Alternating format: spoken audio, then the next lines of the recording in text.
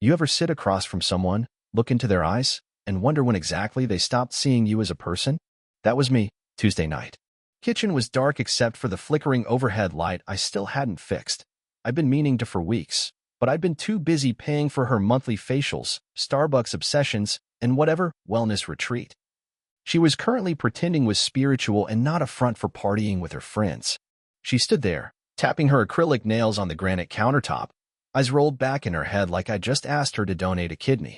I said, she repeated, slow and sharp, if you want to touch me, you have to ask permission. That's what we agreed on. Agreed? No. That's what she said, and I nodded, not because I agreed, but because I was too stunned to believe those words actually came out of her mouth. This was my wife. A woman who once said she felt safest when I held her. Now she needed permission slips? Then she said it, like it was normal. Also, I need $200 for my nail art appointment. Jen's cousin does them, but she charges up front. I didn't respond. Just stared. Her nails were already longer than her patience, and every time she tapped them on anything, I felt like I was being counted out like a dying boxer in the last round. She scoffed when I didn't move. What? You said you'd help me be independent. Right. Independent. That's what she called it. She walked out after that, leaving her phone on the counter. Not like her. She was usually surgically attached to that thing. Maybe she was too busy being proud of herself for putting me in my place. Maybe she just thought I wouldn't look. She was wrong. The lock screen lit up. Group chat, independent women. At first, I thought it was some Etsy empowerment thing. But then the messages kept rolling in. And what I saw made my heart fall into my stomach like wet cement. I've got 3 so far, and it's only Wednesday. LMAO Stacy, you're wild. Prize is mine this week. Bitches. I even got one to take me to Paris. Bye. How many you got, Katie? Only 2 so far. Gonna make the husband think I'm ovulating. She was Katie. There were photos. Not graphic, just enough. A hotel wristband here. A man's hand on a knee. Shadows in candlelight. I recognized her dress. It was the one I bought her on our anniversary, the one she claimed she was too bloated to wear when I took her out for dinner last week. I stared at the screen. The thud in my chest turned cold. And something inside me, something naive, loyal, hopeful, died in that moment. I didn't yell. Didn't smash the phone. Didn't cry. I just stood up. Walked to the safe. Pulled out the envelope I'd drafted months ago. I never wanted to use it, but somewhere deep down, I must have known. The yellow envelope. Thick. Crisp. Final. Next morning, she came into the kitchen all bubbly, like nothing had happened. Wore a tank top just low enough to remind me what I was apparently no longer entitled to without permission. Held out her hand. You have the $200? I handed her the envelope. She looked at it, confused. What's this? Independence, I said. She opened it. I watched her face shift, confusion first, then anger, then panic. You're joking. No. Her voice got loud. Her eyes wilder. She said I was overreacting. That it was just a game. That it wasn't even serious. That I was being controlling. I said nothing. She kept yelling. Still nothing. Eventually, she stormed out, slammed the door behind her like a child denied dessert. Took half the clothes, but forgot her laptop. I changed the locks an hour later. She didn't know it, but I'd been paying off the mortgage behind her back for the last year. While she burned money, I stacked it. House was in my name. And now, it was my house. Now? She's broke. Her independent women chat imploded. Someone leaked screenshots. Nobody's taking her side. Even her own mother called me to apologize. Told me she's been trying to warn her daughter for years. Go figure. Today, she came back. Banged on the door like she had some right to be here. Screamed that she made this a home. I looked through the peephole, and I didn't say a word. I didn't open the door. It's funny what silence can do to a person. Not the quiet kind that comes with peace. I mean the cold, surgical kind, the silence after a slammed door, when a storm's passed and you realize the wreckage was your life. She didn't come back for a few days after the divorce envelope. And I'll admit, a part of me, the idiot part, kept checking the driveway like some sad dog waiting for its owner. Muscle memory, I guess. Years of hearing her keys jingle and her boots click against the tile. Now? Nothing but the hum of the fridge and my own bitter thoughts. But I needed that silence. It gave me room to think. And when I started thinking, really thinking, the pieces clicked into place. The late-night girls' trips where she came back smelling like cologne that wasn't mine. The night she said she was too tired, while her phone lit up under the sheets like a casino. The new lingerie sets that never made an appearance at home. I'd been played. For months. Maybe years. And the worst part? I knew. Somewhere deep down, I always knew. I just didn't want it to be true. So I played dumb. Because love makes you stupid. Makes you look at someone and see who they were, not who they became. But that part of me, the fool, died the night I read that group chat. And in its place, something new took root. Not rage. Not revenge. Clarity. I started cleaning out the house. Not physically, emotionally. Every photo of us? Gone. I boxed up the wedding albums, the scrapbooks, the vacation selfies where I smiled like a man who thought he was building something real. Tossed them all in the garage like rotting fruit. I found an old hard drive from our first year of marriage. Labeled Love Stuff. Yeah, I winced too. It was full of videos, anniversaries, birthdays, one of those dumb TikTok couple challenges we did. She used to laugh like it meant something. Now I can't even hear her laugh without picturing her in some stranger's hotel bed collecting points for the Independent Women scoreboard. I almost deleted it all, but I didn't. I moved it to a private folder titled Evidence. You never know when receipts might come in handy. That weekend, I changed the locks again, this time with the camera system. Motion activated. Alert straight to my phone. It wasn't paranoia. It was precaution. She might have lost access to my money, but I knew her. She'd never lose her sense of entitlement. Sure enough, on Sunday night, 1:13 a.m., my phone buzzed. Camera 2, porch motion detected. There she was. Hair messy. Eyes wild. Hoodie pulled over like some lovesick teenager sneaking into her ex's place, except this time, it wasn't love she was looking for. It was damage control. Maybe guilt finally caught up with her. Maybe she ran out of couches to crash on. She rang the bell 4 times. Knocked 5 more. Open the door, she called. Voice shaky. We need to talk. I watched from the upstairs window. No, we didn't. She pounded again. This is still my home. I turned off the upstairs light. Silence is a weapon. One she never learned to defend against. Eventually, she slumped down against the door and cried. Big, theatrical sobs. Maybe they were real. Maybe not. Didn't matter. That door stayed shut. I went back to bed and slept like a rock. Next day, I got a call from her cousin Michelle. We'd always been cool. She said, she's crashing at my place. Thought you should know. I said nothing. She's falling apart. Not my problem anymore. She's broke. Everyone's turned on her. Even her friends kicked her out of the chat. Good. She said you're ruining her life. I laughed. Loudly. Tell her, I said, I'm just getting started. Michelle sighed. You're colder than I remember. Funny. She used to say I was too nice. Guess we both changed. 2 weeks. That's how long it took before she stopped pretending she still had power over me. The first few days after the envelope, she kept trying to play it cool. Posting selfies on Instagram with captions like, unbothered and thriving, not surviving. Full face of makeup, champagne in hand, pretending she hadn't just lost her husband, her house, and her last shred of dignity. But the algorithm doesn't lie. Engagement dropped. Friends stopped liking her posts. A few even unfollowed. Guess sleeping your way through a spreadsheet of men while wearing a wedding ring isn't what the gram calls relatable. Me? I stayed off social media entirely.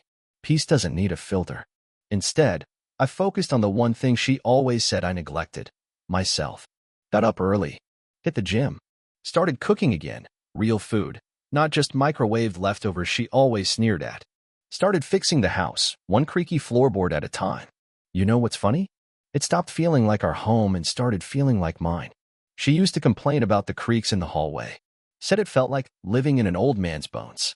Now every creak feels like the house remembering who built it. And then the bank statements came in. See, I'd let her have control over some of the finances. Not because I was weak, because I trusted her. Big mistake. I sat there at the dining table she once filled with overpriced charcuterie boards and wine night crap, sorting through charges like an accountant sifting through betrayal. Hotel rooms in her name, but the billing addresses didn't match. Ride shares to addresses I'd never been invited to. Business dinners that started at 10 p.m. and ended with Uber rides to condos with rooftop pools. I took photos of it all. Printed it.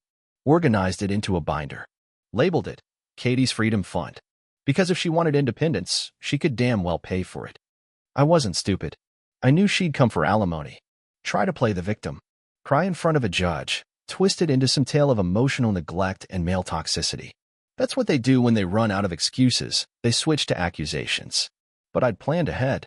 Turns out, betrayal is a hell of a motivator when you apply it to documentation. I met with my lawyer, a woman, actually. Sharp as a blade and twice as fast. She flipped through the binder with a raised eyebrow. Your wife, she said, is going to regret underestimating you. I'm counting on it, I said. By week 3, she stopped coming to the house. Maybe it was the cameras. Maybe it was the silence. Or maybe she realized the man who used to chase her was now a ghost in her rearview mirror. She tried calling once. Blocked. Tried again on a different number. Voicemail. If you're calling to talk about closure, just consider this it. Click. One night, I got a text from a number I didn't recognize. You're really doing this? After everything we had? I stared at it for a while. Then replied. You mistook my love for weakness. And now, you're mistaking my silence for mercy. No response. Of course not. She didn't know how to function when she wasn't in control. I sat on the back porch that night with a cold drink in hand, watching the moonlight spill across the lawn I used to mow while she complained about missing yoga. You know what I realized? Sometimes the best revenge isn't fire. It's rebuilding. Quietly. Without them. I used to think the word freedom was something noble. Something earned. Something sacred. Turns out, in her mouth, it was just another synonym for selfishness. When she said she wanted to find herself, she meant find other men. When she said she needed space, she meant space to lie without tripping over her conscience. And when she said she needed freedom, she didn't mean from me, she meant from the consequences she thought would never catch up. But I made sure they did. It started with the car. She'd always driven the nicer one, a white Lexus I bought outright 2 years ago. She said she needed something classy to fit her brand. I never figured out what brand that was, unless you can trademark hypocrisy and wine. She never checked the title. It was in my name.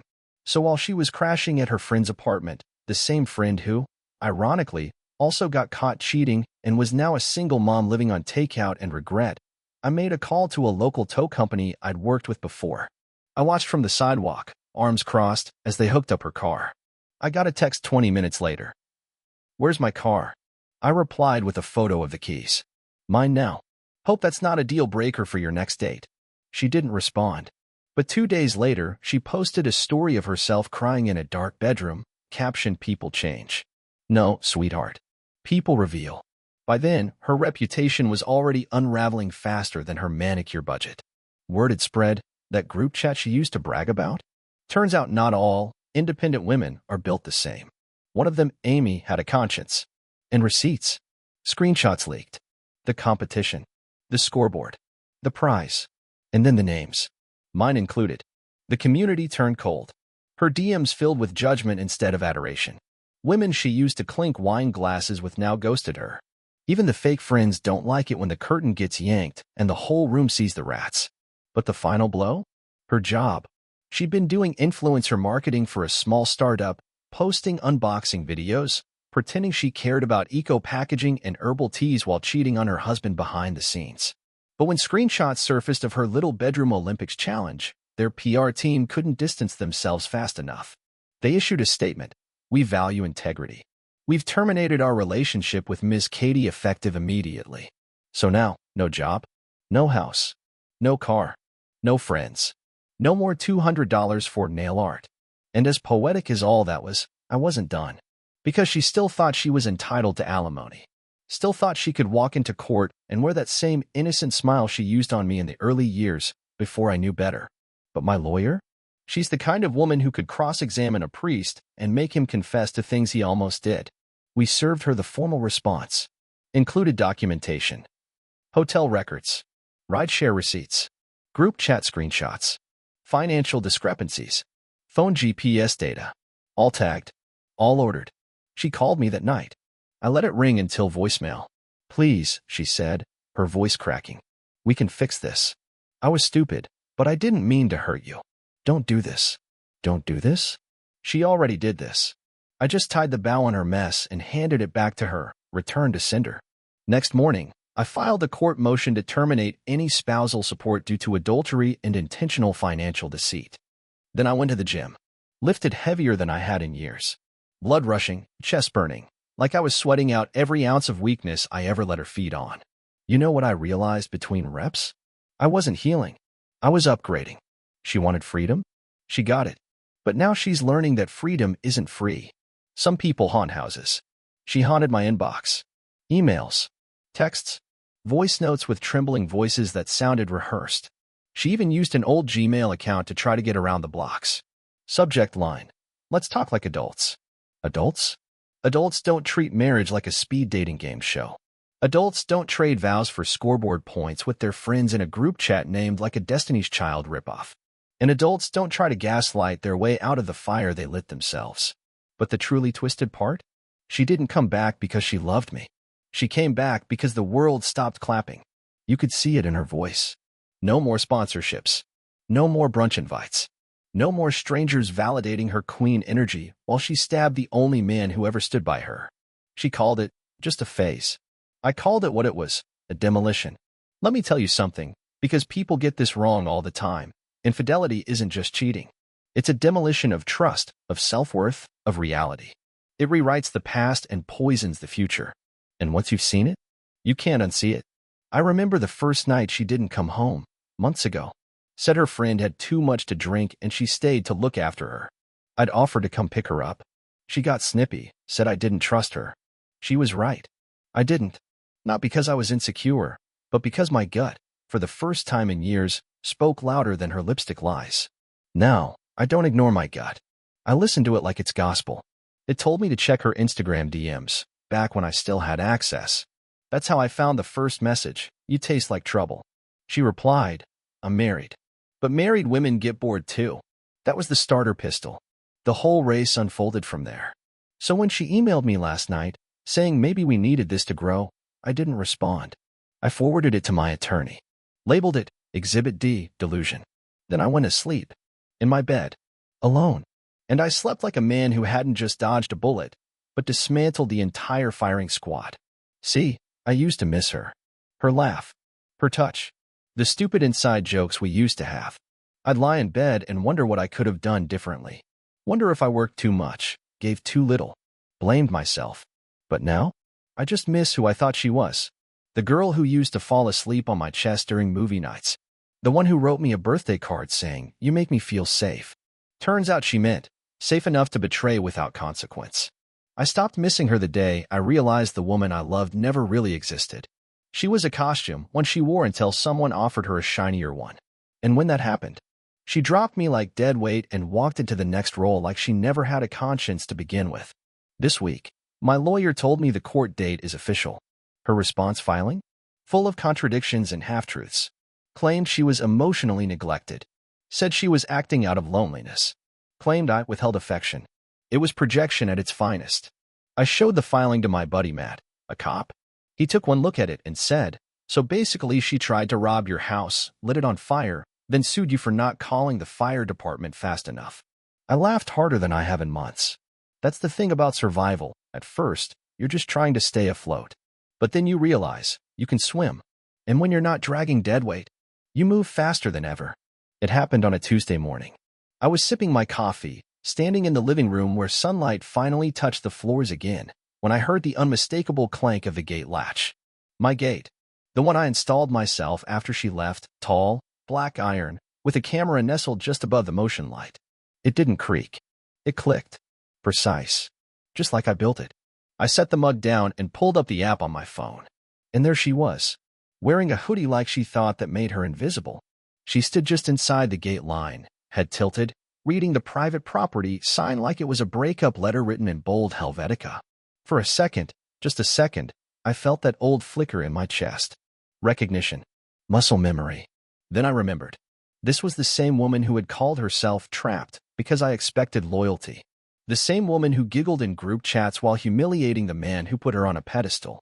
Who turned husband into a punchline. The camera had audio. She looked right at it. Can we talk? I didn't respond. She stepped closer.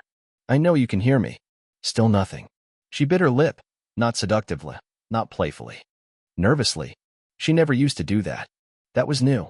That was the look of someone realizing she burned every bridge but still smelled like gasoline. You don't have to say anything, she said. I just need you to know. I'm sorry. I leaned back against the counter and watched her on the screen. People make mistakes, she continued. I didn't mean for things to go the way they did. I just got lost. She sniffled. I lost everything. My job. My place. My friends don't even answer anymore. I know I don't deserve anything, but please, don't hate me. And you know what? I didn't. I didn't hate her. I outgrew her. She stood there for another minute, then slowly turned and walked back through the gate. Same hoodie. Same silence. I watched her until she disappeared down the sidewalk. My phone buzzed 5 minutes later, a voicemail. I didn't listen. I deleted it. Because that's the thing about apologies, they don't mean much when they're just the debris left behind after someone crashes through your life. Some people say sorry just to test the door to see if it still opens. But I changed the locks. Metaphorically and literally. That night, I had dinner on the porch. Steak, red wine, quiet breeze. The kind of meal she used to complain about because it wasn't photo-worthy. Now, I ate slowly, like a man finally tasting the life he almost lost. And across the street? Curtains shifted in the window of her cousin Michelle's apartment. I know she saw me. Probably wondered how I looked so calm. The truth? It wasn't calm. It was clarity. See, when the fog lifts, when the lie you were living dissolves, you don't fall apart. You wake up. And once you're awake, there's no going back to sleep. I didn't need closure. I needed boundaries. And I built them out of stone, steel, and silence. You can tell a lot about a person by what they leave behind when they think they're coming back. She took the designer bags, the perfume bottles, and the fake smile she wore at parties. But she left behind her journals. 3 of them. Soft leather covers, stacked like afterthoughts in the bottom drawer of her nightstand. I found them during a routine purge. I wasn't even looking for them, just clearing out the last traces of a woman I didn't recognize anymore. It was like discovering an old landmine under your own bed. At first, I didn't want to read them. Figured nothing inside could surprise me at this point. But I'm glad I did. Because if you ever want to know what betrayal looks like before it becomes action, read the handwriting of someone trying to convince themselves they're still the victim. The first entry I flipped to was dated about 8 months before I handed her that yellow envelope. He's so predictable. Work, eat, sleep, repeat. I feel like I'm married to a ghost. Is it wrong that I crave something more? Ghost? I was the one paying for her spa days and champagne brunches while working 60-hour weeks. Ghosts don't pay utility bills on time and fold laundry at 2 a.m. because their wife is too tired. Another entry 2 weeks later. Jin thinks I should just do it already. It's not like he'd ever know. He's too trusting. Too boring. That one hit different. Not because it hurt, but because it confirmed what I already knew. She wasn't sorry for cheating. She was sorry for losing. You don't write things like that unless you've rehearsed the excuses in your head so many times they become scripture. I kept reading. More entries. Lists of men. Nicknames for them. French guy from the art show. Garage arms. Mr. Mimosas. Like trophies. Notches on a belt she thought no one would ever find. She documented the group challenge too. We all agreed. No attachments. Just a numbers game. Winner gets the spa weekend. A spa weekend. That's what I was traded for. I closed the journal and stared at it for a while. Then I flipped it open again. Took photos of each page. Documented everything. Because some people think paper doesn't leave a trail. I'd make sure it did. I dropped the journals off at my lawyer's office the next day. Watched her skim a few pages before setting them down like they were contaminated. She wrote all this? She asked. I nodded. Every word. She exhaled. This makes everything easier. And it did. Because in court, people don't care about feelings. They care about evidence. And now, I had plenty. But even with all that ammunition, I didn't feel triumphant. I didn't feel rage. Just this cold, steady thing in my chest, like a compass finally locking onto north. Later that night, I boxed up the rest of her stuff, whatever hadn't been claimed or begged for through cousins and mutual friends. Scarves. Books. That ridiculous juicer she said we had to buy, then used twice. I dropped the box off at Michelle's without a word. Just rang the doorbell, left it on the porch, and drove off. That was the last delivery I'd ever make for her. And you know what? It felt good. Not revenge good. Not Spike the football good. Just clean. Like washing off the last smear of someone else's dirt and finally seeing your own skin again. They say the truth always comes out in the end. What they don't tell you is sometimes you have to drag it into the daylight yourself, kicking, screaming, and clawing for the shadows. And I was done letting lies live rent-free in the silence I once mistook for peace. Her story started spreading. Quiet at first, whispers through mutuals, side comments at social events I no longer had to attend. The narrative? That I was cold, distant, that she acted out because I withdrew. Funny how she never withdrew from my bank account. I didn't respond publicly, not yet. Because strategy beats impulse. Always. But what she didn't know, I had kept everything. Not just receipts. Screenshots. Logs. Emails. Dated phone records. A backup of that group chat her little coven tried to delete when it all blew up. Even her journals, the ones she left behind like forgotten shoes. They painted a picture clearer than I ever could. So when the divorce hearing got close and her legal team submitted their playbook, full of pity lines, crocodile tears, and fictional timelines, my lawyer didn't flinch. She just smiled and said, "We're going to gut this fiction with facts." And we did. Exhibit A. Screenshots of her planning her little Freedom Week challenge with her friends.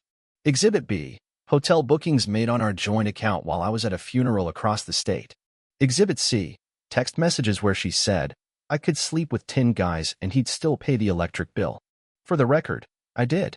The judge skimmed the file and didn't look at me once.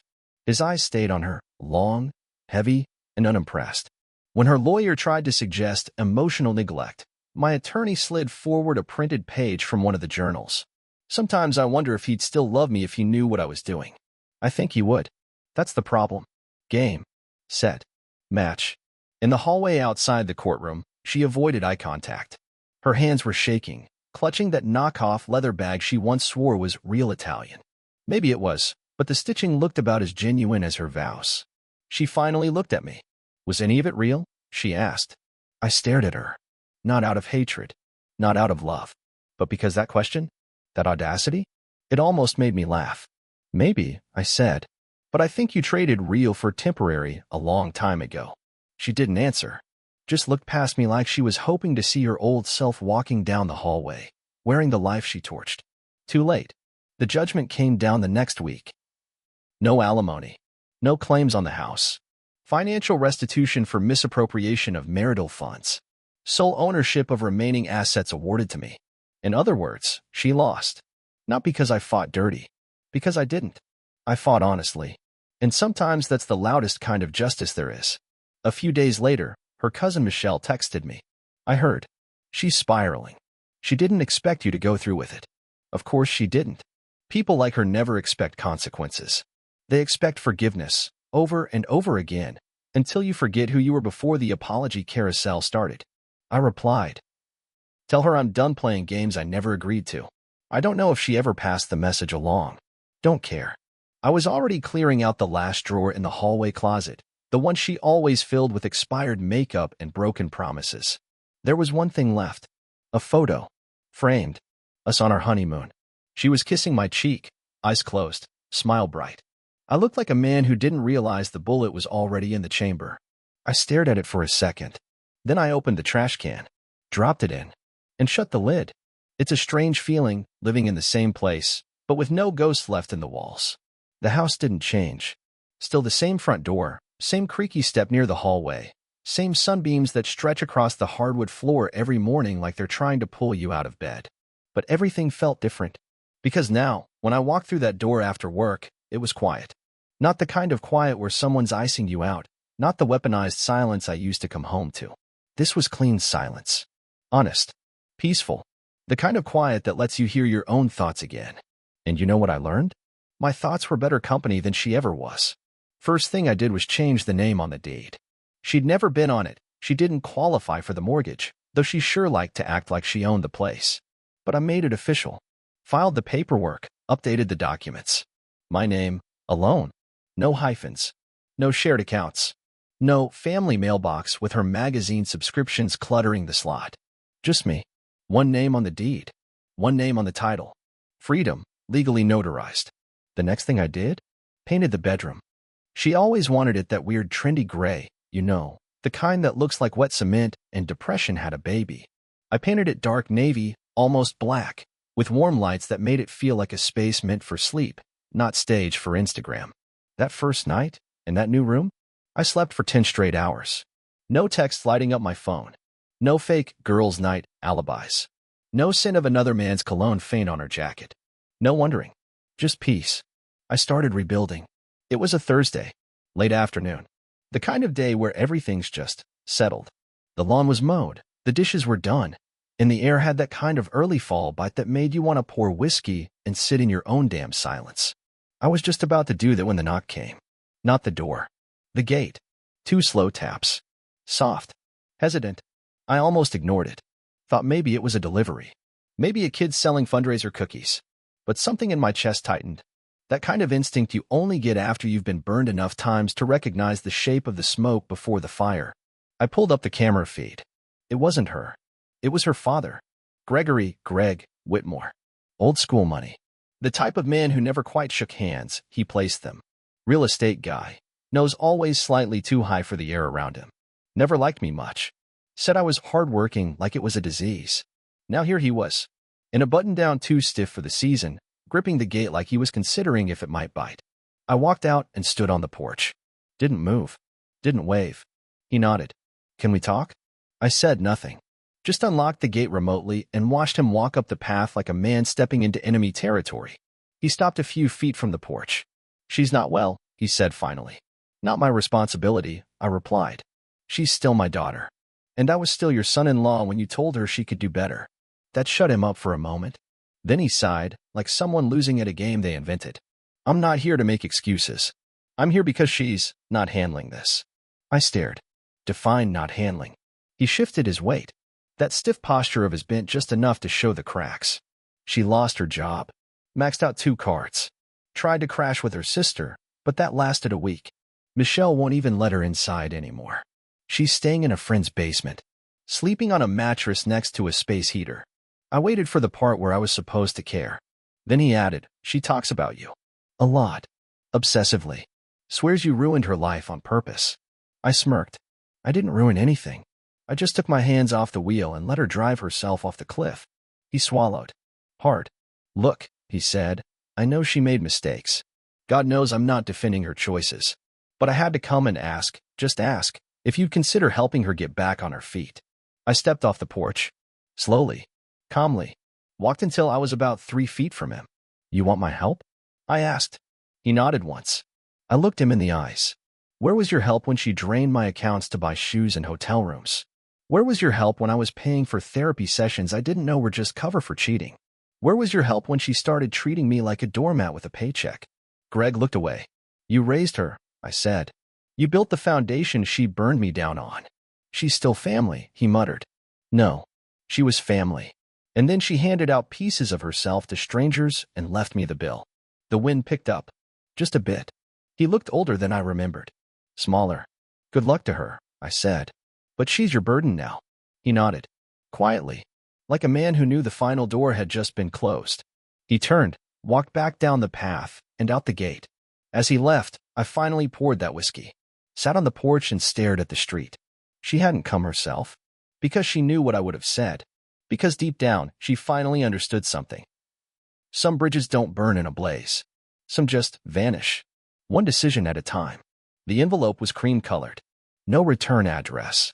My name written in her handwriting, the same looping cursive she used on birthday cards when she still pretended to care. It arrived in the mailbox like an echo from a storm long since past. No lawyer's seal. No legal jargon. Just old-fashioned ink and sentimentality. For a second, I almost didn't open it. But curiosity is a hell of a thing. And sometimes the best way to kill a ghost is to read its confession. Inside was a single page. Lined. Torn from a journal, maybe. No, dear. No, love. Just this. I don't expect forgiveness. I don't even expect a response.